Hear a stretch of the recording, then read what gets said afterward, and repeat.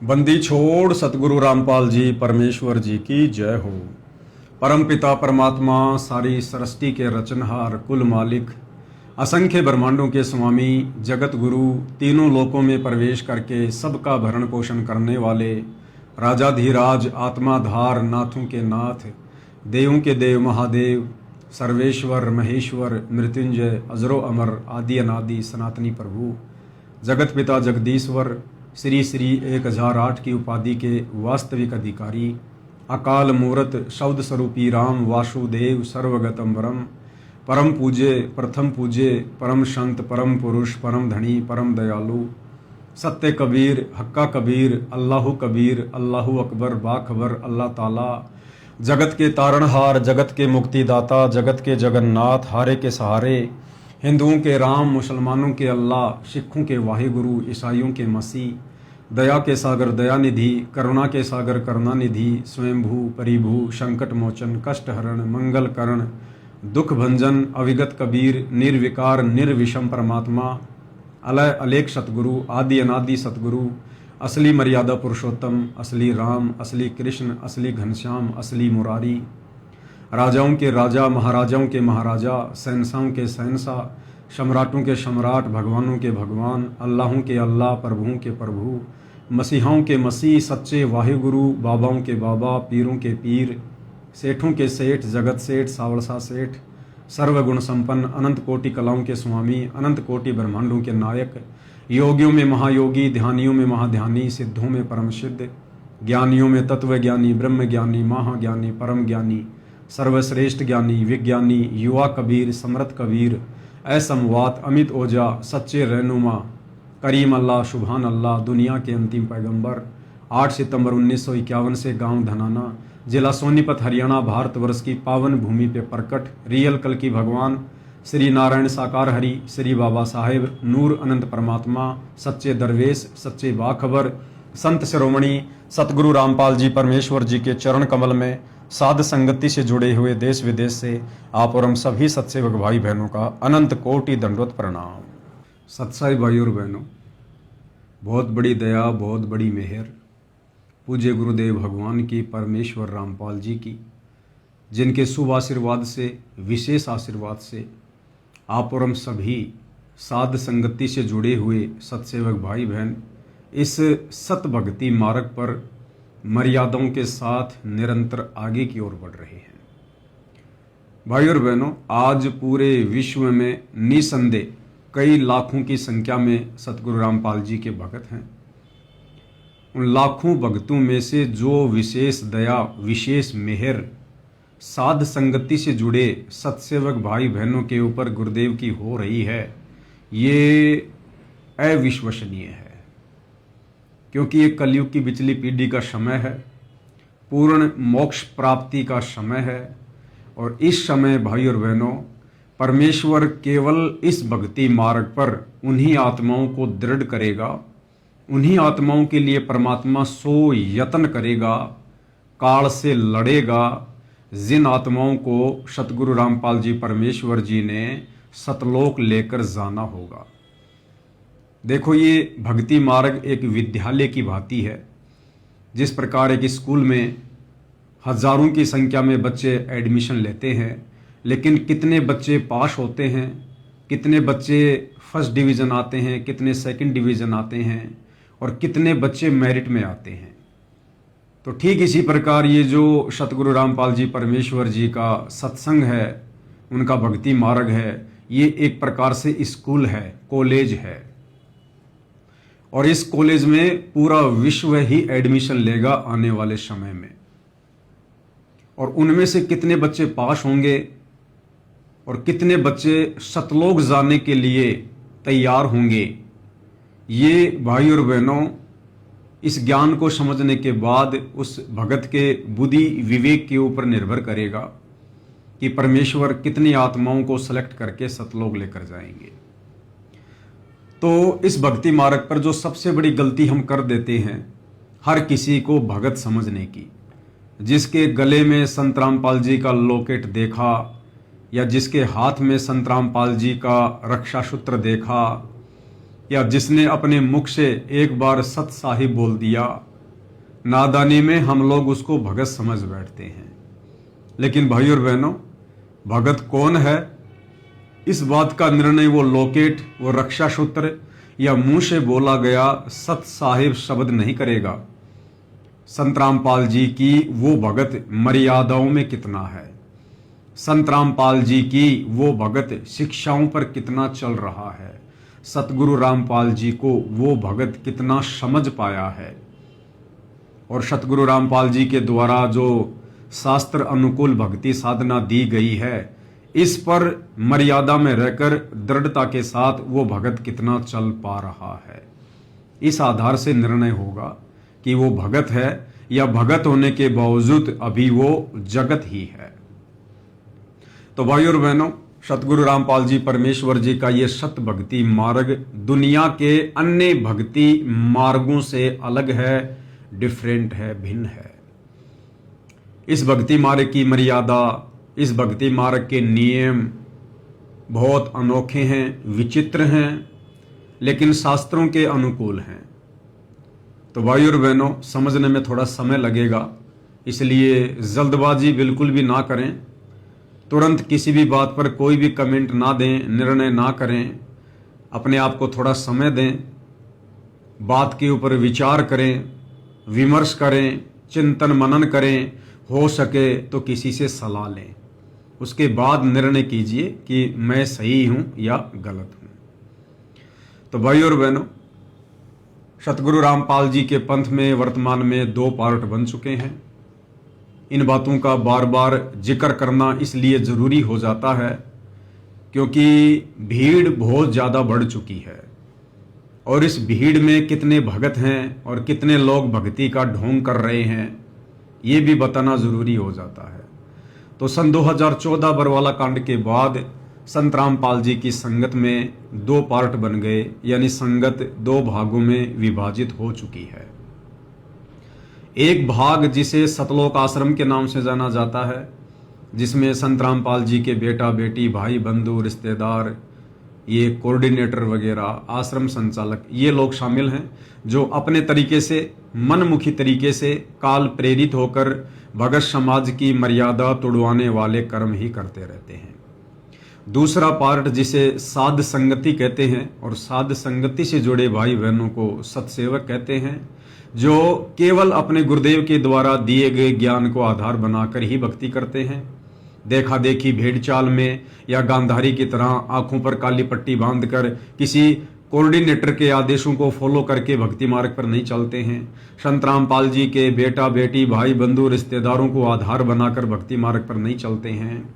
गुरुदेव ने हमें क्या शिक्षा दी है, क्या दीक्षा दी है, सत्संग में किस प्रकार से भक्ति नियम बताए हैं, मर्यादा बताई है, क्या क्या सावधानियां बताई हैं, उन तमाम बातों को आधार मानकर वर्तमान में उनकी गैर हाजिरी में घर को ही सतलोक आश्रम बनाकर और अपने गुरु को ही अपना इष्ट मानकर, आराध्य देव मानकर, कबीर देव मानकर हम मर्यादा में रहकर भक्ति करते हैं।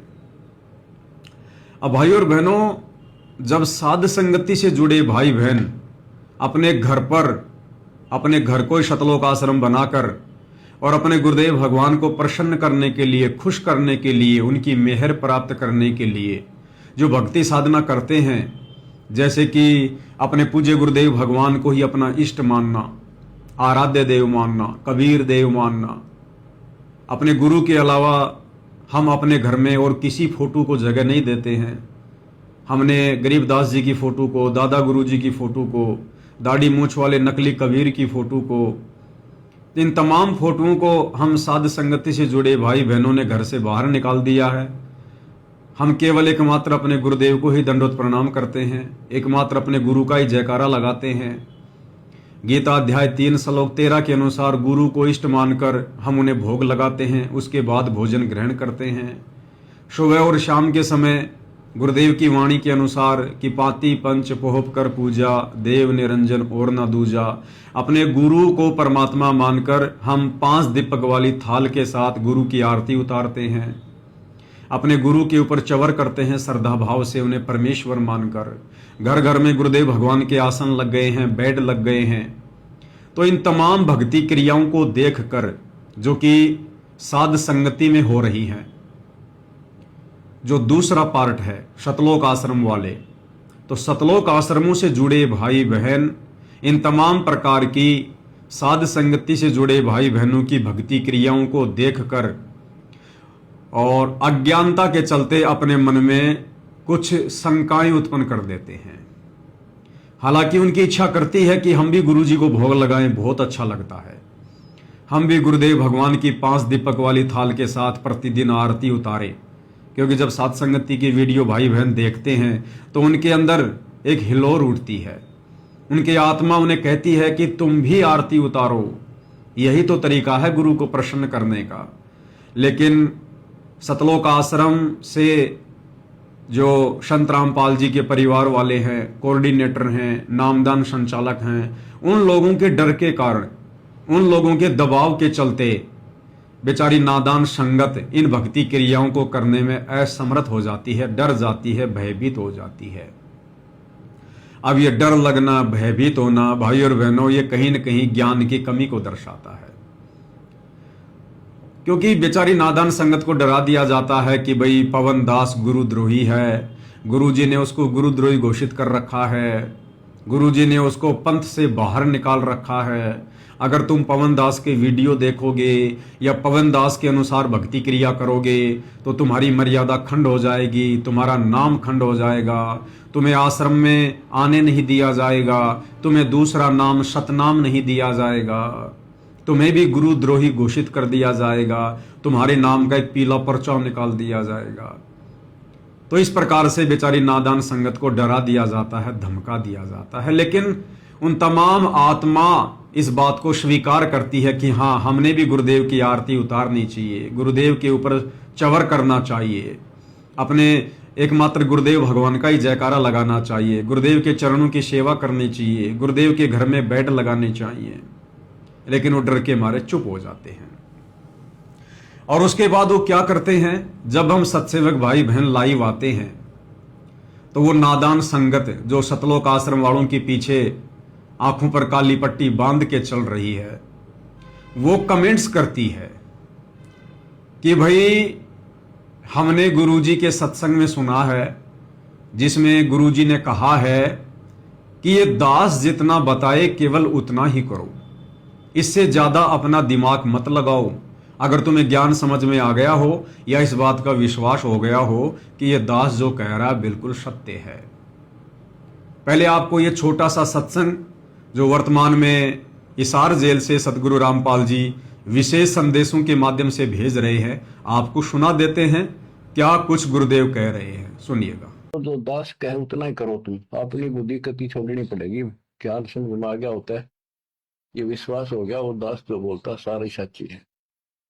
आप अपने तर्क वितर्क अपने अज्ञान के द्वारा मन में सोच सकते हो ऐसा कैसे ऐसा कैसे, ये आपकी बालक बुद्धि है, इसको त्यागना होगा। तो भाई और बहनों, सत्संग आपने सुना जिसमें पूज्य गुरुदेव भगवान सतगुरु रामपाल जी कह रहे हैं कि दास जितना कहे उतना ही करो, अपना दिमाग मत लगाओ। अगर तुम्हें ज्ञान समझ में आ गया है तो, अगर तुम्हें यह विश्वास हो गया हो कि दास जो भी कहेगा सत कहेगा, तो केवल उतना ही करो, इससे ज्यादा नहीं। अब इस सत्संग को सुनकर और सतलोक आश्रम से जुड़े भाई बहन ये मतलब निकाल लेते हैं कि भाई गुरुजी हमें ये कह रहे हैं कि बच्चों, तुम्हारा गुरु तुम्हें जितना कहे केवल उतना ही करो, इससे ज्यादा अगर कोई और भगत या मेरा परिवार या कोऑर्डिनेटर तुम्हें अलग से कोई आदेश देता है तो उन बातों को बिल्कुल मत मानो, अन्यथा तुम्हारी मर्यादा खंडित हो जाएगी, तुम्हारा नाम टूट जाएगा, तुम काल के जाल में चले जाओगे।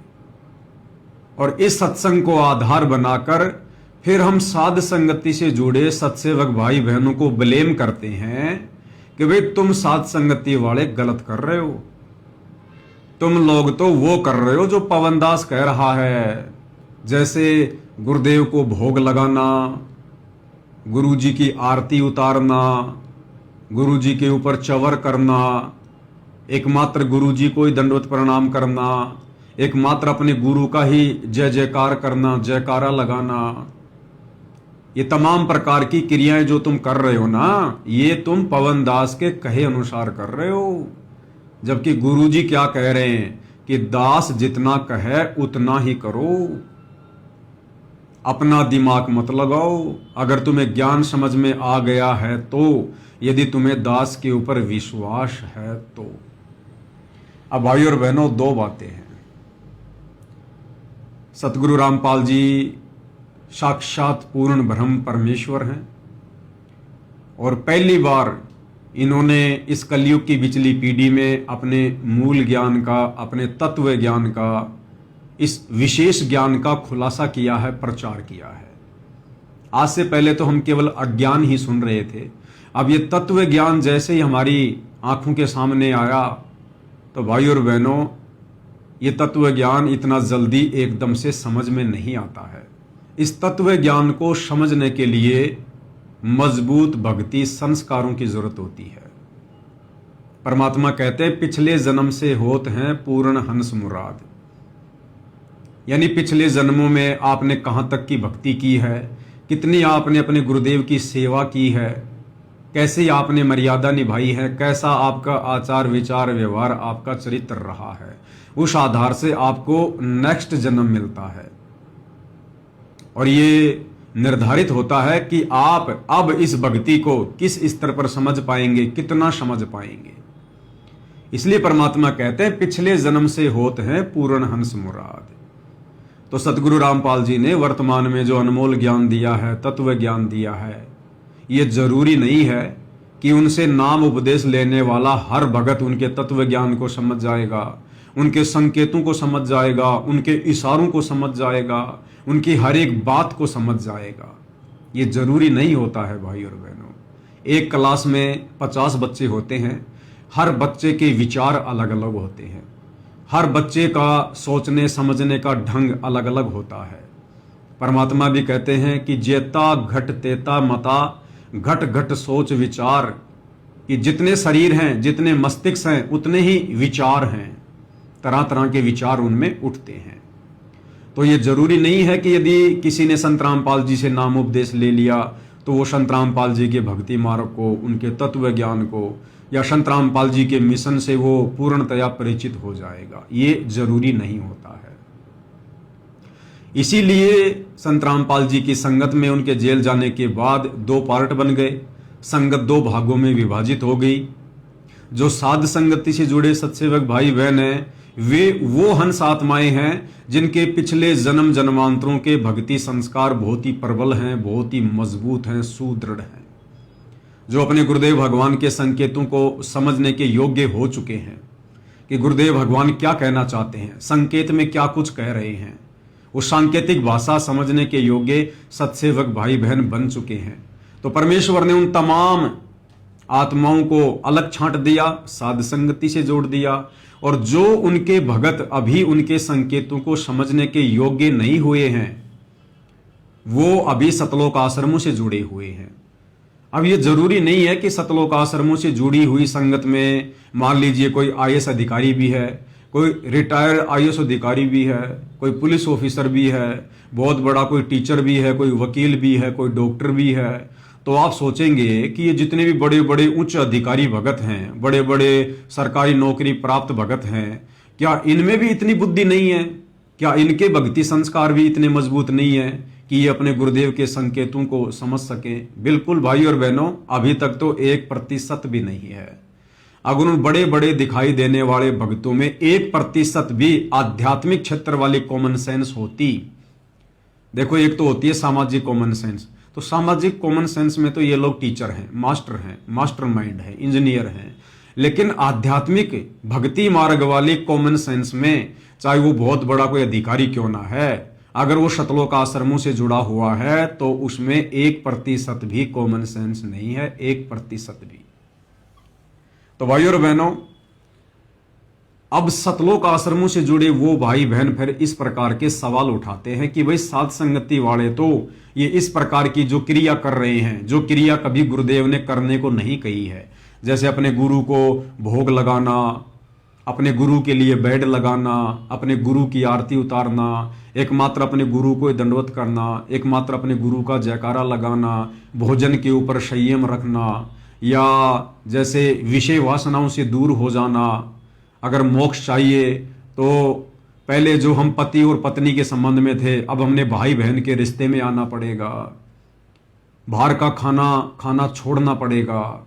इन तमाम प्रकार की भक्ति क्रियाओं को जो केवल साध संगति में हो रही है, सतलोक आश्रमों से जुड़े नादान भाई बहन जब इन क्रियाओं को देखते हैं तो आत्मा तो स्वीकार करती है, लेकिन संत रामपाल जी के परिवार के दबाव में आकर अपने कोऑर्डिनेटरों के डर के मारे बेचारे इन क्रियाओं को करने से डरते हैं और फिर कमेंट्स करते हैं कि तुम लोग जो कुछ कर रहे हो वो तो पवन दास कह रहा है, गुरुजी नहीं कह रहे। गुरुजी ने तो कह दिया कि दास जितना कहे उतना ही करो, अपना दिमाग मत लगाओ। अगर तुम्हारे ज्ञान समझ में आ गया है तो, अगर तुम्हें यह विश्वास हो गया हो कि दास जो कह रहा बिल्कुल सत्य है। ऑडियो एक बार फिर से सुन लो भाई और बहनों, ताकि आगे का वीडियो आप अच्छे से समझ सको। सुनिए। तो जो दास कहे उतना ही करो तुम, अपनी बुद्धि कति छोड़नी पड़ेगी। ज्ञान समझ में आ गया होता है, ये विश्वास हो गया वो दास जो बोलता सारी सच्ची है।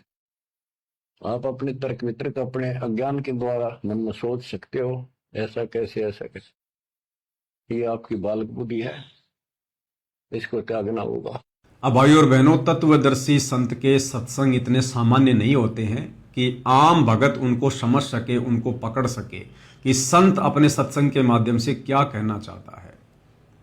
अब ये जो आपने विशेष संदेश सुना संत रामपाल जी का, अब भाई और बहनों, सतलोक आश्रम वालों के लिए इस सत्संग के मायने अलग हैं और साध संगति से जुड़े भाई बहनों के लिए इस सत्संग के मायने अलग हैं। जैसे गुरुदेव अपने सत्संगों में कहते हैं कि दास जब सत्संग करता है तो सुनने वाले जो श्रोता होते हैं वो नए भी होते हैं और पुराने भी होते हैं। तो उसी एक सत्संग को जो समान रूप से किया जा रहा है, वो नए भगत तो अपने हिसाब से पकड़ लेते हैं और जो पुराने भगत हैं वो अपने हिसाब से उसका अर्थ निकाल लेते हैं कि गुरुजी कहना क्या चाह रहे हैं।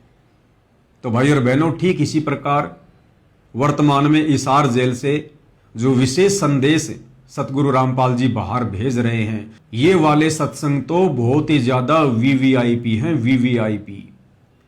इन सत्संगों को, इन विशेष संदेशों को समझना हर भगत के बस की बात नहीं है। विशेषकर सतलोक आश्रमों से जुड़े भाई बहनों के बस की बात तो बिल्कुल भी नहीं है। अगर इन सत्संगों को भी किसी ने समझा है तो केवल सत्सेवक भाई बहन है। तो जिस सत्संग को सुनाकर सतलोक आश्रम से जुड़े भाई बहन साध संगति से जुड़े भाई बहनों को ब्लेम करते हैं कि तुम तो पवन दास के अनुसार कर रहे हो, ऐसा बिल्कुल भी नहीं है। देखो भाई और बहनों, इस सत्संग को गुरुदेव ने दो प्रकार से समझाया है। सतलोक आश्रम से जुड़े नादान भगत भाई बहनों के लिए, नादान भगत भाई बहन मैं क्यों कह रहा हूं, क्योंकि जो भगत अपने गुरु को मानुष मानता है, अपने जैसा एक व्यक्ति मानता है, इंसान मानता है, मां के गर्भ से जन्म लेकर आया हुआ एक व्यक्ति मानता है, वो भगत नादान भगत की श्रेणी में होता है। जो अपने गुरु को इष्ट नहीं मानता, अपने गुरु को अपना आराध्य देव नहीं मानता, या अपने गुरु के अलावा किसी और को परमात्मा मानता है, तो वो नादान भगत की कैटेगरी में होता है। और ये सारे के सारे अवगुण सतलोक आश्रमों से जुड़े भाई बहनों में भरे पड़े हैं। क्योंकि सतलोक आश्रमों से जुड़े भाई बहन अपने गुरु को परमात्मा नहीं मानते। अगर अपने गुरु को परमात्मा मानते तो उन भक्तों के घरों में, उनके दरबार में, उनके गले के लॉकेट में और इन सतलोक आश्रमों में फिर गुरु के अलावा किसी और की फोटो नहीं होनी चाहिए। जैसे दाढ़ी मूछ वाले कबीर की फोटो, अगर आपने गुरु को कबीर मान लिया, इष्ट मान लिया, भगवान मान लिया, फिर दाढ़ी मूछ वाला कबीर कौन है भाई? फिर गरीबदास जी कौन है? फिर दादा गुरु जी कौन है? फिर पंडित चिदानंद जी कौन है, जिनकी फोटोएं आप अपने घरों पर रखते हो, अपने दरबार में रखते हो, जिन फोटोओं के आगे आप दंडवत करते हो, जोत जलाते हो, खड़े होकर आरती करते हो, फिर वो कौन है? परमात्मा तो एक है, भगवान तो एक है, इष्ट देव तो एक है। तो सतलोक आश्रमों से जुड़े भाई बहन अभी भी अपने गुरु को परमात्मा नहीं मानते। तो ये जो विशेष संदेश है जिसमें गुरुदेव कह रहे हैं कि आप उतना ही करो जितना दास कह रहा है, तो सतलोक आश्रम से जुड़े भाई बहनों के लिए संत रामपाल जी का यह कहना है कि ए नादान प्राणियों, गुरु को मानुष मानने वाले भक्तों, तुम केवल उतना ही करो जितना तुम्हारा गुरु कह रहा है, ये दास कह रहा है। संत रामपाल जी अपने आप को दास कहकर संबोधित कर रहे हैं कि ये दास जितना कह रहा है तुम उतना ही करो। क्यों? क्योंकि सतलोक आश्रम से जुड़े भाई बहन और संत रामपाल जी का परिवार संत रामपाल जी को दास मानता है, उन्हें भगवान नहीं मानता, उन्हें कबीर नहीं मानता, संत रामपाल जी को कबीर का दास मानता है, कबीर का भेजा हुआ अवतार मानता है, कबीर के द्वारा भेजी गई एक विशेष हंस आत्मा मानता है। इसलिए संत रामपाल जी सतलोक आश्रमों से जुड़े भाई बहनों को ये कह रहे हैं, अपने आप को दास कहते हुए, कि ये दास यानी तुम्हारा गुरु जितना कह रहा है तुम उतना ही करो। अगर इससे ज्यादा मेरे परिवार के कहने पे करोगे, किसी कोऑर्डिनेटर के कहने पर करोगे, किसी नामदान संचालक के कहने पर करोगे तो तुम्हारी मर्यादा टूटेगी, तुम्हारी मर्यादाएं खंड खंड हो जाएंगी और तुम भक्ति मार्ग से नीचे गिर जाओगे, क्योंकि अभी तुम्हारा बौद्धिक विकास उस स्तर का नहीं है कि तुम अपने गुरु के संकेतों को समझ सको और अपनी भक्ति को बचा सको। इसलिए तुम केवल इतना ही करो जितना ये दास अर्थात तुम्हारा गुरु कह रहा है। लेकिन भाई और बहनों, आश्रमों से जुड़े भाई बहन उतना भी नहीं कर रहे जितना कि इसार जेल से संत रामपाल जी कह रहे हैं। संत रामपाल जी के इस सत्संग की भी ढंग से पालना आश्रमों से जुड़े भाई बहन नहीं कर रहे हैं। अगर करते तो बताओ फिर संत रामपाल जी ने कब कहा कि भाई धनाना गांव में संगत के दान धर्म से तकरीबन 1 करोड़ रुपए की लागत से एक बैडमिंटन खेलने का स्टेडियम बना दो, ताकि धनाना गांव के बच्चे बैडमिंटन खेलें, अपना समय बर्बाद करें, अपनी श्वासें बर्बाद करें। बताओ संत रामपाल जी ने किस सत्संग में कहा, किस पुस्तक में कहा, या सतलोक आश्रम के अंदर आने वाले किस ऑडियो वीडियो में कहा? कब कहा संत रामपाल जी ने कि बैडमिंटन का स्टेडियम बनाना चाहिए? तो ये नादान संगत तो उतना भी नहीं कर रही जितना गुरु इनको आदेश दे रहा है। फिर इन्होंने क्या किया? हरियाणा के जाट आरक्षण में लाखों भक्तों को बैठा दिया। भक्तों के ज्योति पाठ और दान का पैसा जाट आरक्षण संघर्ष समिति को चंदे के रूप में दिया गया। आम जाट आरक्षण में मैं अध्यक्षता रोहतक जिले का, जब इसने हमारे साथ महाराज ने साथ दिया था तो इसने मारते ही 25 लाख रुपए दिए थे उस टाइम पे।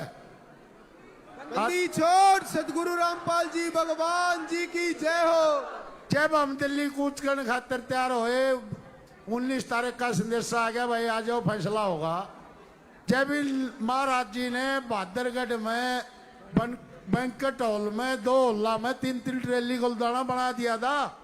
गद्दी छोड़ सदगुरु रामपाल जी भगवान जी की जय हो। भाई दिल्ली जो खाना खर्चा होगा तुमने कोई जरूरत नहीं, हम अपने दौड़ कराएंगे।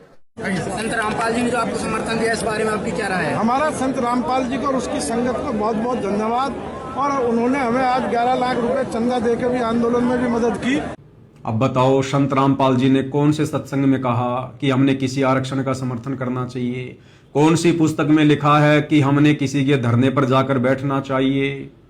या हिसार जेल से आने वाली किस ऑडियो वीडियो में कहा कि जाट आरक्षण का समर्थन मैंने ही किया था? बच्चों, मैंने तुम्हें कहा था कि तुम वहां जाकर बैठो। तो सतलोक आश्रमों से जुड़े भाई बहन तो वो भी नहीं कर रहे, उतना भी नहीं कर रहे जितना उनका गुरु उन्हें कह रहा है। राजस्थान का गैंगस्टर आनंदपाल सिंह जो पुलिस एनकाउंटर में मारा जा चुका है, राजपूत समाज उसको शहीद का दर्जा दिलवाने के लिए, उसके एनकाउंटर की सीबीआई जांच करवाने के लिए राजपूत करणी सेना के साथ मिलकर राजस्थान के अजमेर में और हरियाणा के भिवानी में बहुत बड़ी रैलियों का आयोजन किया करते थे। और उन रैलियों में सतलोक आश्रम से जुड़े संत रामपाल जी के परिवार ने, कोऑर्डिनेटरों ने नादान संगत को हजारों की संख्या में बैठा दिया। और राजस्थान के अजमेर की राजपूत करणी सेना की रैली में तो सतलोक आश्रम सोजत वालों ने 5 लाख रुपए भी चंदे के रूप में दिए। जयपुर में सरकार ने वादा किया था और उसके लिए भी मैं समर्थन पत्र लेके पहुंचा था। प्रेस कॉन्फ्रेंस में वो समर्थन पत्र हमने सौंपा था कि फर्जी एनकाउंटर की सीबीआई जांच का संत रामपाल जी के लाखों अनुयायी समर्थन करते हैं।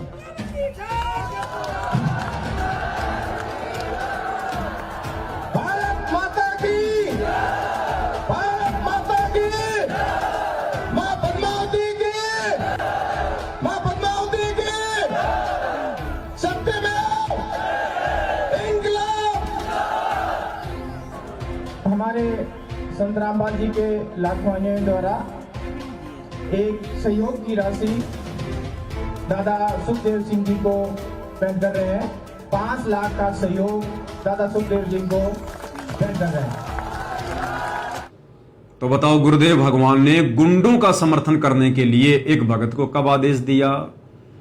गुंडों की सीबीआई जांच के लिए 5-5 लाख रुपए चंदे के रूप में देने का कब आदेश दिया?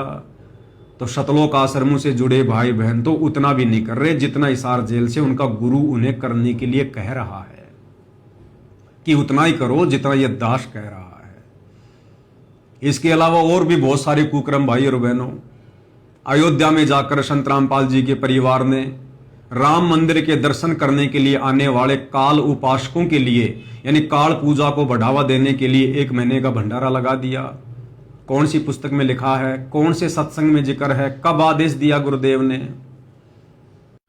सत साहिब जी, ये वीडियो सतलोक आश्रम द्वारा अयोध्या में लगाए गए भंडारे का है। और यहाँ पर आप देख सकते हैं गुरुदेव के दोनों लड़के, बड़ा लड़का वीरेंद्र, छोटा लड़का मनोज, दोनों इस भंडारे में बैठे हैं, शामिल हैं। दोनों वहाँ पर उपस्थित थे और बहुत बड़ा पंडाल वहाँ पर लगाया गया था। करोड़ों रुपया संत रामपाल जी के भक्तों का, उनके ज्योति पाठ और दान का आन उपासना में सहयोग करते हुए सतलोक आश्रम मैनेजमेंट हरियाणा द्वारा बर्बाद किया गया।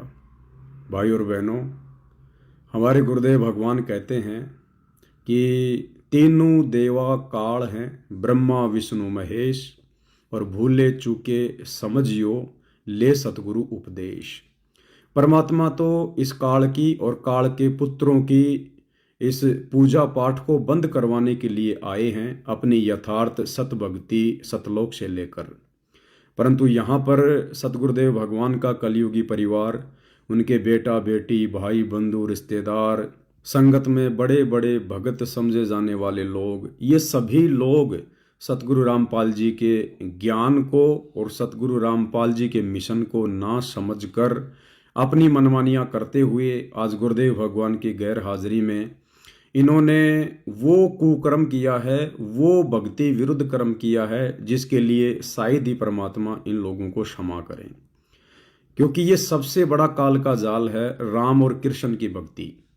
दुनिया वालों को तो ज्ञान नहीं है, इसलिए श्री राम मंदिर को देखने के लिए और वहाँ पर भंडारा वगैरह लेने के लिए दुनिया उमड़ पड़ी अयोध्या में। लेकिन सतगुरु रामपाल जी के परिवार को तो इस बात का पता था कि हमारे गुरुदेव भगवान तो श्री राम और श्री कृष्ण की पूजा के बिल्कुल विपरीत हैं, विरुद्ध हैं। वे तो श्री राम और श्री कृष्ण की अन्य 33 करोड़ देवी देवताओं की पूजा पाठ को बंद करवाना चाहते हैं। यही तो उनका मिशन है कि पूरा विश्व कबीर परमेश्वर की भक्ति करे, सतगुरु रामपाल जी से उपदेश ले।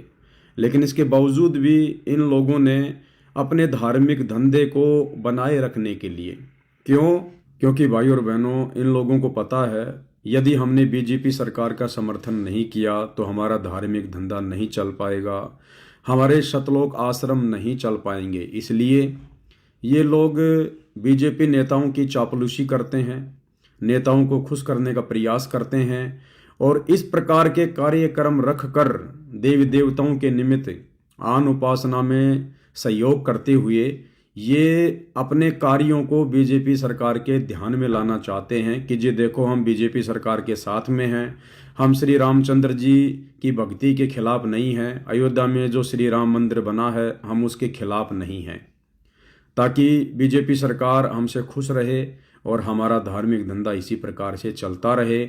उसके लिए चाहे परमात्मा की मर्यादा टूटे, चाहे भक्ति नष्ट हो, चाहे भगत भाई बहनों के दान का दुरुपयोग हो, चाहे भगत भाई बहनों की मर्यादा टूटे, इन्हें इन बातों से कोई लेना देना नहीं, क्योंकि ये सभी लोग जो गुरुदेव के परिवार वाले हैं, बड़े बड़े कोऑर्डिनेटर हैं, ये सभी लोग पहले से ही काल की गोद में बैठे हुए हैं।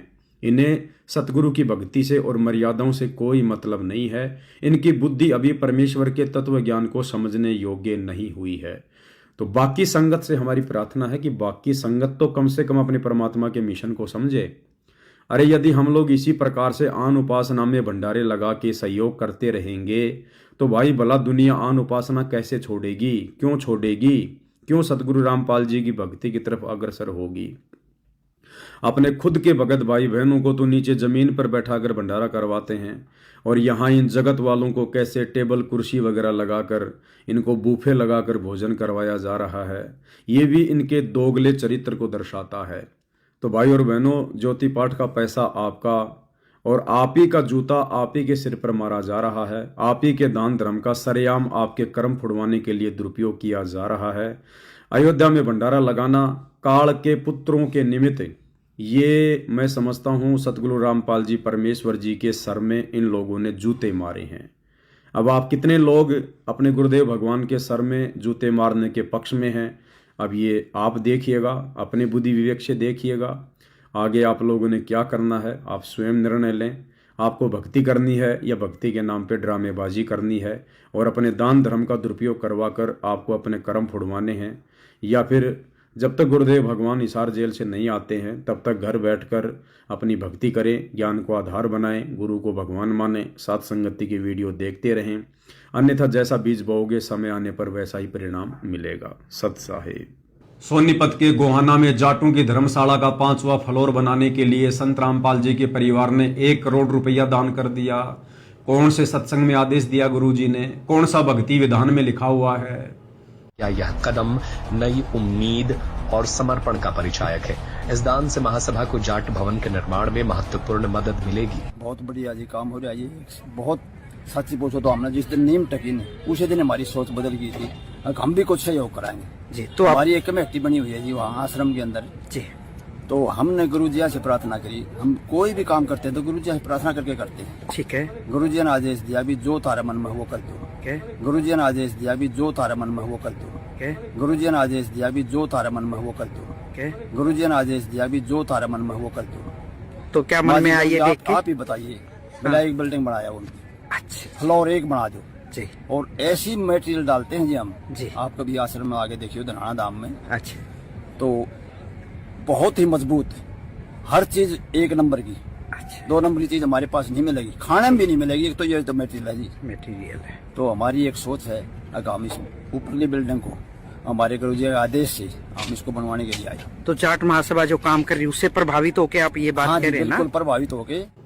अन्नपूर्णा जैसी मुहिम जिसमें कई करोड़ों के मोटर और पाइप दे दिए गए, ये फ्री में देना संत रामपाल जी ने कौन से सत्संग में कहा है?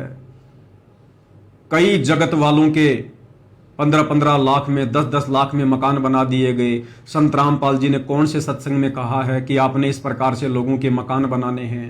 संत रामपाल जी तो भिखारी को भी 1 नया रुपया देने से मना करते हैं, भिखारी को भी मकान बनाकर देने से मना करते हैं, भिखारी को भी जा जाकर भोजन खिलाने से मना करते हैं। अगर आप परोपकार करना चाहते हैं, आपके दिल में दया है प्राणियों के प्रति, तो मानव शरीरधारी प्राणी को मनुष्य जीवन प्राप्त करवा दे। बुरा वो भी नहीं है जैसे एक पक्षी है, अपने घर पर दाने डाल दो, कुत्ता आता है रोटी डाल दो, अपने ही घर पर डालो, कहीं विशेष स्थानों पर मत भटको, ये व्यर्थ है। और अतिथि आता उसको भोजन करवा दो, कोई भी मांगने वाला आता उसको मत दो, उसको पैसा मत दो, कई भक्त कहते हैं ये तो फिर हमारे दिल में दया खत्म हो जाएगी यदि हम भिखारी को पैसा नहीं देंगे। परमात्मा कहते हैं दया का प्रयोग भी विधिवत करने से ही लाभ होगा, अन्यथा वो आपका भी भक्ति नाशक और दूसरे का भी हानिकारक, दूसरे को भी हानि कर देगा। जैसे फिर ये अन्नपूर्णा मुहिम के तहत घर घर जाकर राशन बांटना, ये कौन से सत्संग में है, कौन सी पुस्तक में लिखा है गुरुदेव ने, कौन से भक्ति विधान में है, कब किया गुरुदेव ने आज से पहले? तो शतलोक आश्रमों से जुड़े भाई बहन, जो साध संगति से जुड़े भाई बहनों को ब्लेम करते हैं, उनको जरा अपनी गिरेबान में झांक लेना चाहिए कि तुम क्या कर रहे हो वर्तमान में। अगर हम सत्सेवक भाई बहन गलत कर रहे हैं तो तुम भाई आश्रमों से जुड़े भाई बहन क्या सही कर रहे हो? अरे नादानो, तुम तो अपने गुरुदेव की उन बातों को भी फॉलो नहीं कर रहे जो बातें गुरुदेव तुम्हें कह रहे हैं। हम सत्सेवकों ने कम से कम तुम्हारी तरह इतनी नादानी दिखाकर, मूर्खता दिखाकर गुरु को नाराज तो नहीं किया। हमने स्टेडियम बनाने में किसी का सहयोग नहीं किया, हमने मकान बनाने में किसी का सहयोग नहीं किया, हमने किसी भी भंडारे में जो जगह जगह जाकर लगाए जाते हैं उन भंडारों में हमने सहयोग नहीं किया। 2019 में आश्रम वालों ने कांग्रेस को वोट डलवा दिए, हमने सहयोग नहीं किया। 2024 में बीजेपी को वोट डलवा दिए, हमने सहयोग नहीं किया। परशुराम की जयंती में सतलोक आश्रम वालों के द्वारा नादान भक्तों को बैठा दिया गया, हमने तो सहयोग नहीं किया। हरियाणा के मुख्यमंत्री की रैली में, भारत के प्रधानमंत्री की रैली में सतलोक आश्रम से भक्तों को बसों में बैठा बैठा कर भीड़ के रूप में भेज दिया जाता है। हम सत्सेवक भाई बहनों ने तो इस प्रकार से कोई नादानी नहीं दिखाई, कोई मूर्खता नहीं दिखाई, और फिर उल्टा हमारे को ब्लेम कर रहे हो कि तुम सत्सेवक गलत कर रहे हो, जबकि सारी भक्ति विरुद्ध क्रिया और गलत काम आप सतलोक आश्रमों से जुड़े भाई बहन संत रामपाल जी के परिवार के पिट्ठू बनकर भेड़ चाल में चलकर कर रहे हो। तो भाई अपनी गिरेबान में जरा झांक कर देखो कि आप लोग जो भक्ति क्रिया कर रहे हो, क्या ये क्रिया गुरु को प्रसन्न करने वाली है? क्या इन तमाम भक्ति विरुद्ध क्रियाओं को करने से तुम्हारा गुरु नाराज नहीं होगा? क्या तुम्हारी मर्यादा खंडित नहीं हो रही है? क्या सतलोक आश्रम मैनेजमेंट हरियाणा तुम्हें काल के जाल में नहीं फैला रहा है और कहते हैं कि तुम सत्सेवा गलत कर रहे हो? अब भाई और बहनों, बात करेंगे इसी सत्संग को लेकर कि साध संगति से जुड़े भाई बहनों के लिए गुरुदेव का यह सत्संग करने का क्या अर्थ है, क्या मायना है। सतलोक आश्रम वालों के लिए तो गुरुदेव ने कह दिया कि दास जितना कहे उतना ही करो, अपनी बुद्धि मत लगाओ। अगर तुम्हारे ज्ञान समझ में आ गया है तो, यानी तुम्हारा गुरु जितना कहे उतना ही करो। और यही सत्संग संत रामपाल जी ने अपनी विशेष आत्माओं के लिए किस संदर्भ में किया है? साध संगति से जुड़े भाई बहनों के लिए गुरुदेव का आदेश है कि दास जितना कहे उतना ही करो। दास कौन? संत रामपाल जी नहीं। संत रामपाल जी दास केवल सतलोक आश्रमों से जुड़े नादान भक्तों के लिए है, क्योंकि सतलोक आश्रमों से जुड़े भाई बहन अपने गुरु को दास मानते हैं, कबीर जी का दास मानते हैं, भगवान नहीं मानते। तो संत रामपाल जी दास केवल सतलोक आश्रम वालों के लिए है। साध संगति से जुड़े भाई बहनों के लिए संत रामपाल जी दास नहीं है। संत रामपाल जी हमारे लिए कबीर भगवान हैं, हमारे इष्ट देव हैं, हमारे पूज्य देव हैं, हमारे आराध्य देव हैं, सारी सृष्टि के मालिक हैं। तो यही सत्संग, क्योंकि सत्संग तो परमात्मा सबके लिए करते हैं ना, आश्रम वालों के लिए भी होता है, साथ संगत वालों के लिए भी होता है, लेकिन मायने अलग अलग होते हैं। तो यही सत्संग जिसमें गुरुदेव कह रहे हैं कि दास जितना कहे उतना करो। हालांकि मेरे बोलने से पहले सत्सेवक भाई बहन समझ चुके हैं कि इस सत्संग का क्या अर्थ है। इसी को कहते हैं कॉमन सेंस। अपने गुरु के द्वारा किए गए सत्संगों में संकेतों को समझना, क्योंकि एक सत्संग में गुरुदेव ने यह भी तो कहा कि बच्चों अब तुम संकेतों को समझने लग गए हो। किनके लिए कहा? साध संगति से जुड़े भाई बहनों के लिए कहा कि बच्चों अब तुम इस दास के संकेतों को समझने लग गए हो। एक बार सुन लीजिएगा। यानी कुछ देर भी पूरे संत की संगत में आ जा तो ऐसी गजब की बातें बताते हैं वो क्योंकि संत तो बैठते मालिक की चर्चा करेगा, और ऐसी बात का अगर जो अगले के खटके तो अवश्य आत्मा पकड़ जाती है। जो कोयल के बच्चे होते हैं अपनी माँ की बोली तुरंत समझ जाते हैं, एक बार बोलते ही कान खड़े हो जाते हैं उनके, दूसरे बोल पड़ती है तो उड़कर चल पड़ते हैं। इसी प्रकार जो परमात्मा के हंस होते हैं वो पूर्ण संत की सत्संग को, संकेतों को समझना शुरू कर देते हैं।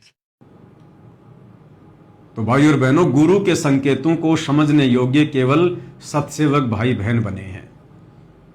तो यही शब्द साध संगति से जुड़े भाई बहनों को क्या संदेशा दे रहा है? इसार जेल से इस विशेष संदेश के माध्यम से साध संगति से जुड़े भाई बहनों को परमात्मा ये कहना चाह रहे हैं कि साध संगति के लिए मैंने जिस आत्मा को खड़ा किया है, निमित्त बनाया है, इस पवन दास को, तो गुरुदेव कह रहे दास जितना कहे उतना ही करो। क्योंकि हमारे लिए दास कौन है? हमारे लिए दास हमारे भगत भाई है। ये पवन दास आप भाई बहनों के लिए दास है, आप भाई बहन मुझ पवन दास के लिए दास हो। अब हम अपने गुरुदेव को दास नहीं कह सकते, क्योंकि हमें अंदर से पता चल चुका है, इस तत्व ज्ञान से पता चल चुका है, हमारी आत्मा ने स्वीकार कर लिया कि संत रामपाल जी दास नहीं हैं, ये तो दासों के भगवान हैं। दास तो केवल उनके लिए हैं जो अपने गुरु को मानुष मानते हैं। तो यहां गुरुदेव के द्वारा यह कहना कि दास जितना कहे उतना ही करो, तो साध संगति से जुड़े भाई बहनों के लिए गुरुदेव का संकेत है कि इस भक्ति मार्ग पर संगत को दो भागों में विभाजित करके और अपनी विशेष आत्माओं को जो मैंने साध संगति से जोड़ दिया है, और साध संगति में संदेशे देने के लिए जिस आत्मा को निमित्त बनाया है, वो मेरा दास यानी ये पवन दास जितना तुम्हें संदेशा दे, जितना तुम्हें कहे, केवल तुम उतना ही करो। भजन करे राम दुहाई रे, भजन करे राम दुहाई रे। गरीबदास जी आंखों में आंसू भर के लिखवाया करते, देखिए बूंदी बनेगी गिरना काल में कैसे गुमराह कर रखे बच्चे भगवान के। इनकी आंख नहीं खुलती निकम्या की, परमात्मा आकर चले गए मैला गिरा कर। इब्दास को सेवा दे रखी रहा और क्यों कर समझावा तो वो कौन सी भाषा बोला ने बताओ। परमात्मा आकर चले गए मैला गिरा कर। इब्दास को सेवा दे रखी रहा और क्यों कर समझावा तो वो कौन सी भाषा बोला ने बताओ। परमात्मा आकर चले गए मैला गिरा कर। इब्दास को सेवा दे रखी रहा और क्यों कर समझावा तो वो कौन सी भाषा बोला ने बताओ। कित फंसका बैठिए तुम आँख खोल लो, पता मेरा के लागू हो तो क्या भगवान के लगते थे, फिर सब कुछ लगते हो तो मितांबर मिट रहे हैं तुम्हारे लिए। यानी वो सब कुछ तो हमने करना ही करना है जो हमारे गुरुदेव ने सत्संगों में कह रखा है। वो भक्ति क्रिया, वो नियम मर्यादा, वो तो सारी हमने निभानी है। इसके अलावा गुरु की मेहर प्राप्त करने के लिए जो भक्ति क्रिया करनी होती है, गुरु का विशेष आशीर्वाद प्राप्त करने के लिए, गुरु की विशेष रजा प्राप्त करने के लिए, जिस मेहर के बिना हम शतलोक नहीं जा सकते। क्या कहते हैं गुरुदेव? इन बाता के पाइए कर सतगुरु नजर निहाल, राजी कर सतगुरु रूठेनु। तो सतगुरु की विशेष मेहर प्राप्त कैसे होती है? एक छोटा सा सत्संग आपको सुनाते हैं जिसमें गुरुदेव क्या कह रहे हैं। खाली गुरु से नाम लेकर भक्ति करने से गुरु की विशेष मेहर, विशेष आशीर्वाद प्राप्त नहीं होता। विशेष मेहर प्राप्त करने के लिए क्या करना पड़ेगा, ये छोटा सा सत्संग आपको बताएगा, सुनिए। कहते हैं तुम्हारा जो कल्याण कैसे होगा कि सतगुरु जो तत्वदर्शी संत है उसको नजर निहाल कर के इतना उनके अनुसार उनके मर्यादा में चल के वो तेरे ऊपर गदगद हो जाए। वो संत के मेरी प्यारी आत्मा परमात्मा को पाने के रास्ते पर बिल्कुल सही चल रही है। तो अंदर से जो एक हिलोर आती है संत के अंदर से, जिस भक्त की, जिस बहन भाई की क्रियाओं से जो प्रसन्न हो जाता है कि ये सही मर्यादा में चला, तो वो जो एक रजा आती है उसके बाद फिर एक उसकी प्रति एक कसक जाती है कि बहुत अच्छी, और परमात्मा अपने बच्चे पर मेहर रखना, ऐसे ही चले। तो वो एक आशीर्वाद आपको एक्स्ट्रा मिलता है जिसको ग्रेस मार्क कहते हैं। तो यहां कहते हैं इन बातों के पाइए कर सतगुरु नजर निहाल है। मान ले तन यो ज्ञान भी हो गया कैसे ऐसे होता तो, और सतगुरु नजर निहाल हुआ नहीं, तुझे सार नाम और फिर सार शब्द मिला नहीं तो भी बात बिगड़ेगी। इसलिए ये कल्याण कहती है बातें कहन सुन की ना है, कर पाड़ने की है। तो भाई और बहनों, सत्संग आपने सुना कि किस प्रकार से हम गुरु को पहले प्रसन्न करें, और जब गुरु प्रसन्न हो जाएगा उसके बाद गुरु अपना विशेष आशीर्वाद उस आत्मा के प्रति छोड़ता है। एक विशेष मेहर, एक विशेष रजा सतगुरु देव से उस भगत के प्रति जाती है। उस मेहर को प्राप्त करने से, जिसको ग्रेस मार्क भी कहते हैं, उसको प्राप्त करने से भाई और बहनों हमारा स्थायी रूप से सतलोक में निवास होगा। इसलिए गुरुदेव भगवान साध संगति से जुड़ी आत्माओं को संदेशा दे रहे हैं इस सत्संग के माध्यम से कि दास जितना कहे उतना ही करो। यानी भक्ति मार्ग पर हमने वो तमाम क्रियाएं तो करनी है, वो तमाम मर्यादा तो निभानी है जो हमारे गुरुदेव ने हमें सत्संगों में बता दी हैं, समझा दी हैं। इसके अलावा साध संगति में इस पवन दास के द्वारा गुरु की मेहर प्राप्त करने के योग्य बनने के लिए, गुरु को प्रसन्न करने के लिए जो एक्स्ट्रा भक्ति क्रिया करनी है, उसके विषय में गुरुदेव कह रहे हैं कि दास जितना कहे उतना ही करो। अगर तुम्हें ज्ञान समझ में आ गया है तो, अगर ये बात तुम्हारे समझ में आ गई हो कि दास जो कहेगा सही कहेगा, अगर तुम्हें विश्वास हो गया हो कि दास जो कहेगा सही कहेगा, कि भाई तुम कितने वर्षों से साथ संगति से जुड़े हो और पवन दास तुम्हें कब से संदेश दे रहा है, कितने वीडियो बना चुका है, कितनी पुस्तकों पे वीडियो बना चुका है। क्या संगत में और कोई भगत नहीं था जो गुरुदेव के द्वारा लिखी गई पुस्तकों पर वीडियो बनाए, या गुरुदेव के सत्संगों के ऊपर 4-4 घंटे की साथ संगति करके किसी को समझाए? क्या कोई भगत नहीं था? तो सतगुरु रामपाल जी ने इस दास को साध संगति के निमित्त कर्ता के रूप में खड़ा किया, एक नौकर के रूप में, एक सेवक के रूप में खड़ा किया, और दास को माध्यम बनाकर परमात्मा ने सारी भक्ति क्रिया साध संगति से जुड़े भाई बहनों को समझवाई, गुरु की मेहर प्राप्त करने वाली। जैसे सर्वप्रथम साध संगति से शुरू हुआ कि भाई हम अपने गुरु को अपने जैसा मानुष मानना छोड़ दें। सबसे पहले साध संगति में ही सतगुरु रामपाल जी का 8 सितंबर के दिन प्रकट दिवस मनाना शुरू हुआ। उसके बाद से सतलोक आश्रम वालों ने 8 सितंबर का दिन मनाना शुरू किया, उनके जन्मदिन के रूप में, ना कि प्रकट दिवस के रूप में। तो सबसे पहले संदेशा किसके माध्यम से दिया गया? साध संगति के माध्यम से। सबसे पहले कबीर का जून के महीने में प्रकट दिवस मनाना, यह कहां से बंद हुआ? साध संगति के माध्यम से। क्योंकि जब गुरु को प्रकट हुआ मान लिया, गुरु को परमात्मा मान लिया, फिर उस नकली कबीर दाढ़ी मूंछ वाली फोटो का प्रकट दिवस क्यों मनाएंगे? तो वो भी साध संगति के माध्यम से बंद हुआ। उसके बाद अपने गुरुदेव भगवान की आरती, यदि आप स्वस्थ हैं, समय है, तो खड़े होकर कीजिए। हम पहले उन पत्थरों के आगे भी तो खड़े होकर आरती किया करते थे श्रद्धा भाव से, और हाथ में भक्ति बोध लेकर आरती करना शुरू कीजिएगा। ये मोबाइल से आरती करना संपूर्ण विधि नहीं है। ये तो केवल विशेष परिस्थितियों में परमात्मा ने तीनों समय की आरती ऑडियो वीडियो में डाल के दी है, रोजाना करने के लिए नहीं। तो खड़े होकर और हाथ में भक्ति बोध लेकर भक्ति करना कहां से शुरू हुआ? साध संगति से शुरू हुआ। उसके बाद अपने गुरु को इष्ट मानकर, परमात्मा मानकर, गीता अध्याय 3 श्लोक नंबर 13 के अनुसार घर घर में गुरु जी को बड़ी भोग की आरती के साथ भोग लगना कहां से शुरू हुआ? साध संगति से शुरू हुआ। उसके बाद अपने गुरु को अपना इष्ट मानकर, परमात्मा मानकर, और जो संकेत गुरुदेव ने संध्या आरती की शुरुआत में छुपा रखा है कि पांति पंच पोहप कर पूजा, देव निरंजन और न दूजा, यानी अपने गुरु को अपना इष्ट मानकर और 5 दीपक वाली थाल के साथ उनकी आरती उतारनी चाहिए। यह संकेत आपको कहां से मिला? इसकी शुरुआत कहां से हुई? साध संगति से हुई। उसके बाद केवल अपने गुरुदेव को ही दंडवत प्रणाम करना, अन्य किसी को नहीं करना। अपने गुरुदेव का ही जयकारा लगाना, अन्य किसी का नहीं लगाना।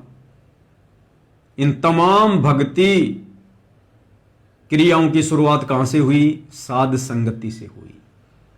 और वर्तमान में भक्ति मार्ग पर हम कैसे सफल हों, कैसे हमें दृढ़ता मिले, कैसे हमारे भाव बने, जो तमाम नई नई भक्ति क्रियाएं जिनसे गुरु प्रसन्न होता है, कहां से शुरू हो रही है? साध संगति से। इसलिए गुरुदेव भगवान इस विशेष संदेश में कह रहे हैं कि दास जितना कहे उतना ही करो, क्योंकि मैंने इस पवन दास को खड़ा कर रखा है। और अब ये पवन दास जिसने पिछले 10 वर्षों में तुम लोगों को कभी भटकाया नहीं, तुम लोगों से कभी झूठ नहीं बोला, तुम लोगों को कभी ठगा नहीं, तुम लोगों को कभी भ्रमित नहीं किया, केवल तुम लोगों के सामने वीडियो बना बना के मेरी पुस्तकों के ऊपर, मेरे सत्संगों के ऊपर केवल तुम्हें दृढ़ ही करने का काम किया है। इसलिए गुरुदेव कह रहे हैं कि अगर तुम्हें विश्वास हो गया हो कि दास जो कहेगा सही कहेगा, तो अब इस भक्ति मार्ग पर साध संगति से जुड़कर वैसा ही करो, उतना ही करो जितना ये दास कहे, ये पवन दास कहे। और पवन दास क्या कहेगा? जो सतगुरु रामपाल जी का आदेश होगा, जो उनके सत्संगों में होगा और जो उनके सत्य प्रेरणा होगी। इससे ज्यादा दास ने ना कुछ आपको पहले कभी कहा, ना कभी दास आपको आगे कहेगा। क्योंकि परमात्मा जिस आत्मा को खड़ा करता है, उस आत्मा के ऊपर परमात्मा अपना पूर्ण आशीर्वाद बख्श देता है। इसलिए भाई और बहनों, गुरुदेव के इस सत्संग के 2 मायने हैं, 2 आधार हैं। सतलोक आश्रम वालों के लिए दास का अर्थ है संत रामपाल जी, क्योंकि ये लोग अपने गुरु जी को दास मानते हैं, भगवान नहीं मानते हैं, कबीर जी का भेजा हुआ दास मानते हैं।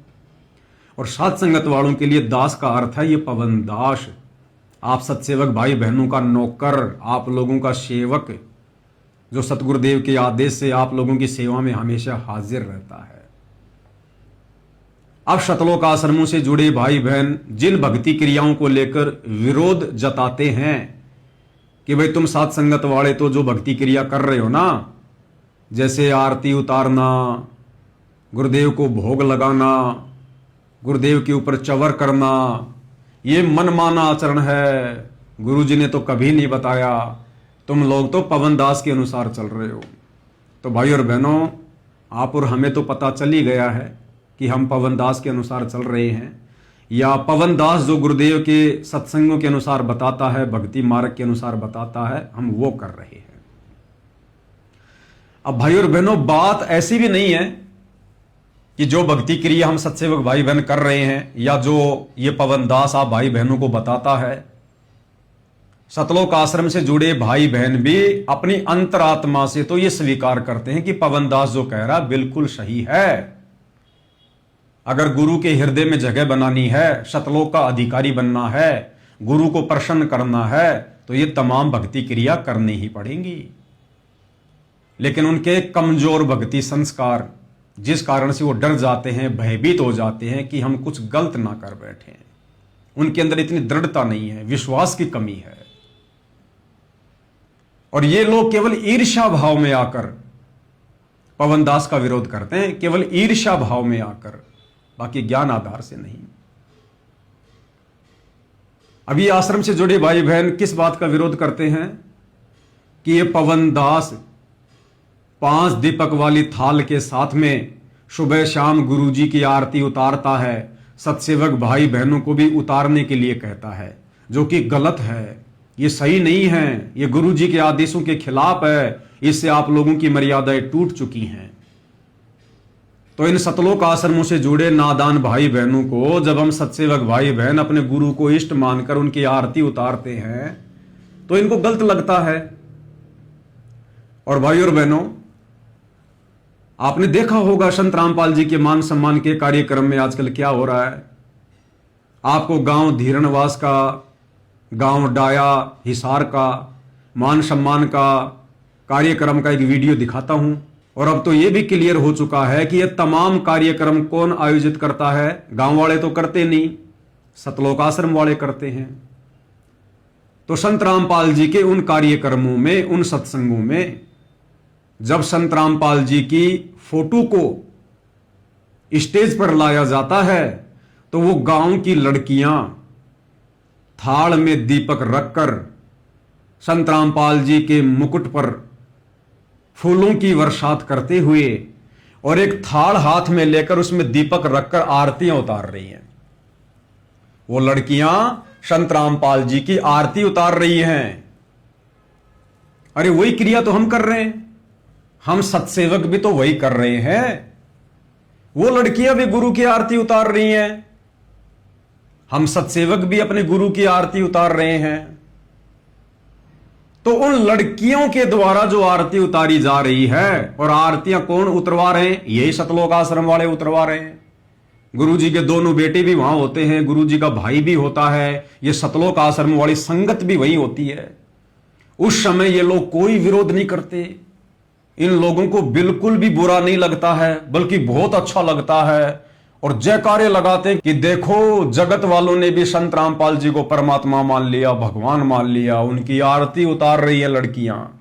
अब विचार करो भाई और बहनों, वो लड़कियां भी संत रामपाल जी की ही आरती उतार रही हैं और हम सत्सेवक भाई बहन भी संत रामपाल जी की ही आरती उतार रहे हैं। फिर वो लड़कियां तो सही कैसे हो गई और हम साध संगति से जुड़े भाई बहन गलत कैसे हो गए? ये सतलोक आश्रमों से जुड़ी नादान संगत उन लड़कियों का विरोध क्यों नहीं करती, उल्टा जय जयकार करती है कि हां बिल्कुल सही कर रही हैं। और जब हम सत्सेवक भाई बहन अपने गुरुजी की आरती उतार रहे हैं तो ये कहते हैं कि तुम गलत कर रहे हो, तुम गुरुद्रोही हो, तुम पवन के अनुसार कर रहे हो। तो भाई और बहनों, ज्ञान आधार से हम जो कर रहे हैं बिल्कुल सही कर रहे हैं। ये सतलोक आश्रमों से जुड़े भाई बहन हमारा जो विरोध कर रहे हैं ना, वो केवल ईर्ष्या भाव से कर रहे हैं, ईर्ष्या भाव से। बाकी ये क्रिया गलत नहीं है। अगर ये क्रिया गलत होती, गुरु की आरती उतारना, तो यही नादान संगत उन कार्यक्रमों में बैठी रहती है जब वो गांव की लड़कियां संत रामपाल जी की आरती उतारनी है।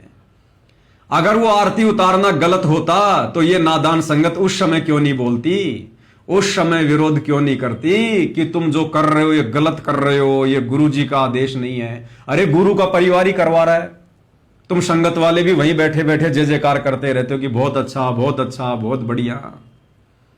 तो फिर हम सत्सेवक कैसे गलत हो गए? वो भी गुरु की आरती उतार रहे हैं, हम भी गुरु की आरती उतार रहे हैं। तो भाई और बहनों, ये ईर्ष्या भाव बोल रहा है, ये नादानी बोल रही है, ये मूर्खता बोल रही है, ये भेड़ चाल बोल रही है।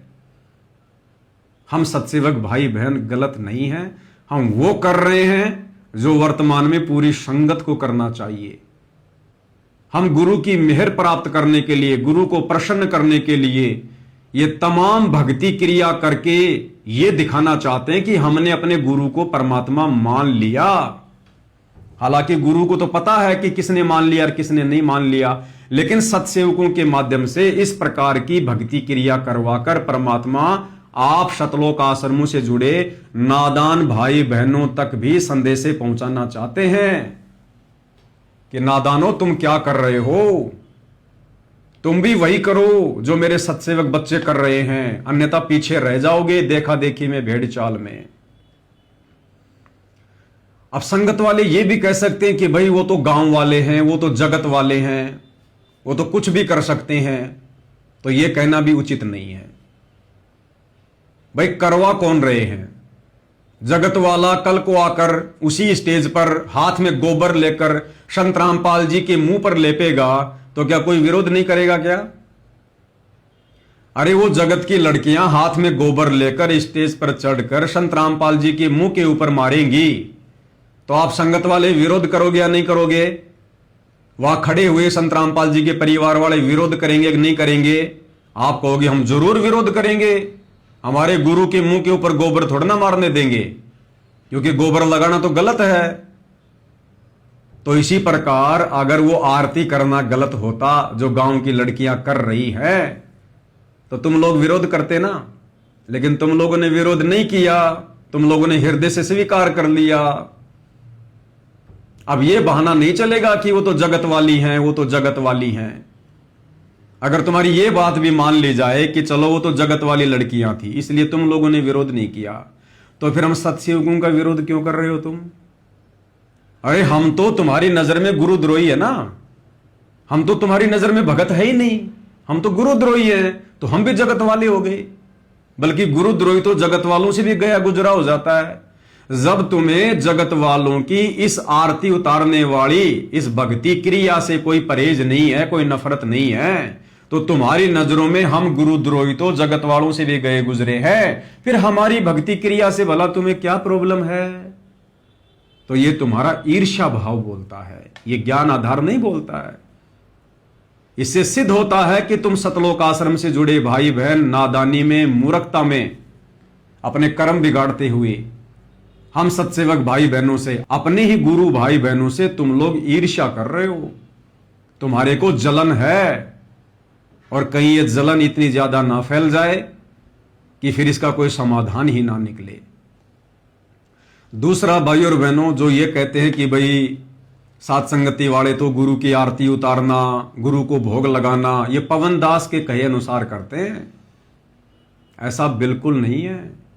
सात संगति से जुड़ी आत्माएं परमात्मा की विशेष आत्मा है, जिनके भक्ति संस्कार बहुत मजबूत हैं, जो किसी भी बात का निर्णय चुटकियों में कर लेते हैं ज्ञान को आधार बनाकर। यहां भेड़ चाल में भक्ति नहीं होती, देखा देखी में भक्ति नहीं होती है। हम अंध भगत हैं, लेकिन अपने गुरु जी के प्रति आप सतलोक आश्रम वालों की तरह संत रामपाल जी के परिवार के पीछे अंध भगत नहीं है।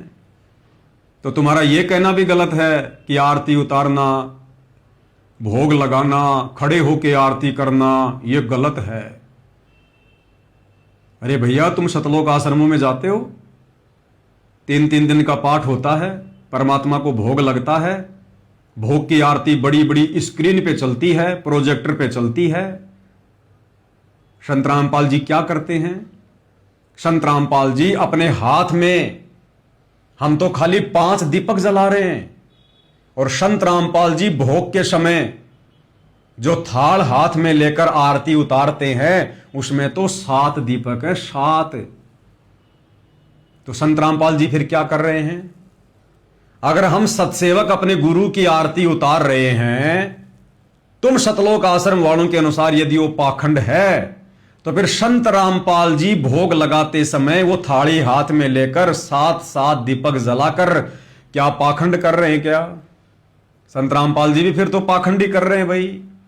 भाई चेला तो अपने गुरु से सीखेगा, जैसा गुरु करेगा वैसा ही शिष्य करेगा, क्योंकि आश्रम तो एक ट्रेनिंग सेंटर होता है। आश्रम में गुरु भक्तों को इसलिए बुलाता है कि जो भक्ति क्रिया मैं करूं वो भी तुम करो, क्योंकि गुरु भी तो एक भगत की भूमिका निभाता है, भक्ति करके दिखाता है।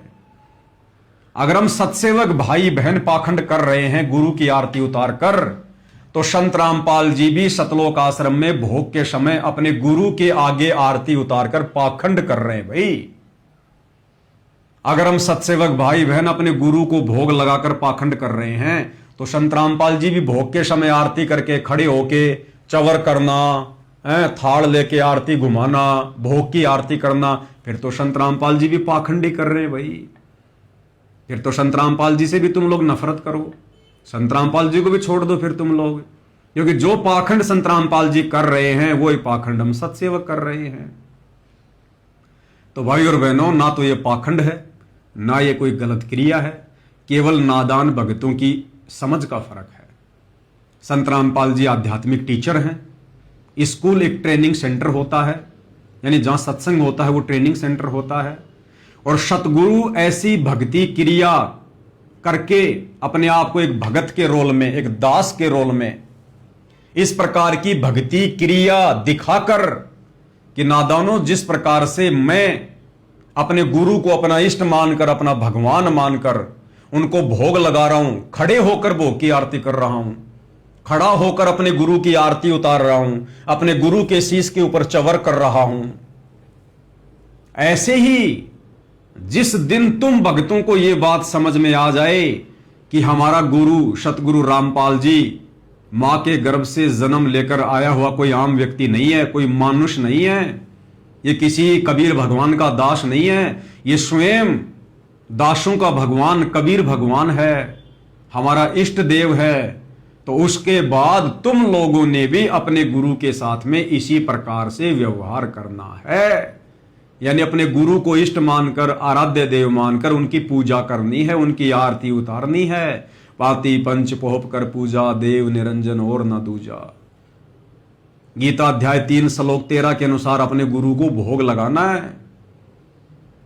अरे भैया, भोजन हम रोजाना खाते हैं, भोजन हम रोजाना खाते हैं। महीने में एक बार आश्रम में जाकर भोग की आरती करने से पाप नहीं कटेंगे। रोजाना भोजन खा रहे हैं तो रोजाना आरती करनी पड़ेगी, भोजन को पाप नाशक बनाना पड़ेगा। और भक्ति बोध जिसमें तीनों समय की आरती है, उसमें सारी आरतियां गुरुदेव ने क्यों लिखी है भाई? अरे भक्ति बोध में गुरुदेव ने जो नित्य नियम लिखा है, क्यों लिखा है? हम भक्तों के लिए, हम रोज करते हैं। दोपहर की आरती लिखी है, क्यों लिखी है? हम भक्तों के लिए, हम रोज कर रहे हैं। संध्या आरती लिखी है, क्यों? हम भक्तों के लिए, हम सब रोज कर रहे हैं।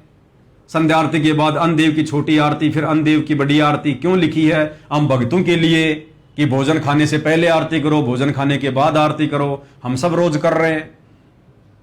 और उसके बाद फिर भोग लगाने की विधि लिखी हुई है। अब ये भोग संगत क्यों नहीं लगा रही, जब सारी आरतियां हम भक्तों के लिए गुरुदेव ने भक्ति बोध में डालकर हमारे को दे रखी हैं और हम सारी आरती कर रहे हैं, तो फिर भोग की आरती क्यों नहीं कर रहे, जो उसी भक्ति बोध में भोजन खाने के बाद जो बड़ी आरती उसके बाद में जो लिखी हुई है? क्यों? क्योंकि करेगा वही जिसने अपने गुरु को कबीर मान लिया होगा, गुरु को इष्ट मान लिया होगा।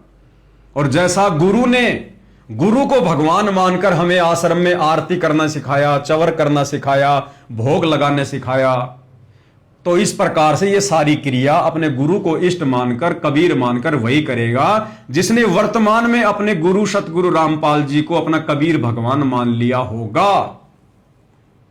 अन्यथा नहीं कर पाओगे, और यदि आप करोगे तो वो भक्ति क्रिया आपकी सफल नहीं होगी। इसलिए भाइयों और बहनों, इस नादानी को छोड़ो। बड़ी मुश्किल से असंख्य जन्मों के बाद ये बिल्ली के भाग का छिक्का टूटा है।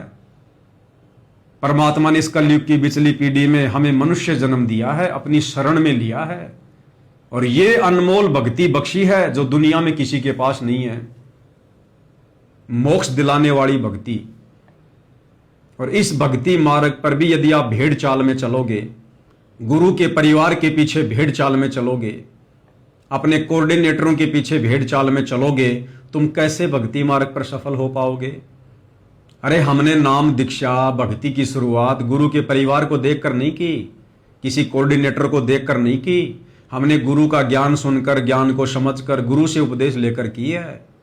तो हमने भक्ति मार्ग पर अगर सफल होना है तो गुरु भगवान को देखकर चलना पड़ेगा, गुरु के आदेशों के अनुसार चलना पड़ेगा, जो आदेश गुरुदेव ने सत्संगों में दे दिए हैं। संत कभी किसी को अलग से ट्रेनिंग नहीं देता, अलग से आदेश नहीं देता। संत ने जो भी आदेश देना होता है सार्वजनिक तौर पर अपने सत्संगों में देता है, पुस्तकों में देता है। तो गुरुदेव ने हमें तमाम प्रकार के आदेश दे रखे हैं, और हमने सत्संग रूपी आदेशों को आधार बनाकर ही भक्ति सफल करनी पड़ेगी। कल को गुरुदेव भगवान सतलोक चले जाएंगे, फिर कहां से आदेश लाओगे? क्या उस समय भी गुरु के परिवार के पीछे अंधे होके चलोगे, कोऑर्डिनेटरों के पीछे अंधे होके चलोगे? जो गुरु का परिवार, जो कोऑर्डिनेटर तुम्हें वर्तमान में ही गुरु के रहते सहते काल के मुंह में झोंक रहे हैं, तुमसे तमाम प्रकार की गंदी राजनीति करवा रहे हैं, दुनिया भर के उल्टे उल्टे भक्ति विरुद्ध कर्म करवा रहे हैं, तो गुरु के जाने के बाद वो तुम्हें कहां से सतलोक का रास्ता दिखा देंगे? अरे कैसे तुम्हें सतलोक मिल जाएगा? गुरु के सतलोक जाने के बाद तो तुम सतलोक जा ही नहीं पाओगे। हमारे पास में मौका ही सतलोक जाने का तब तक है जब तक गुरु भगवान धरती पर है।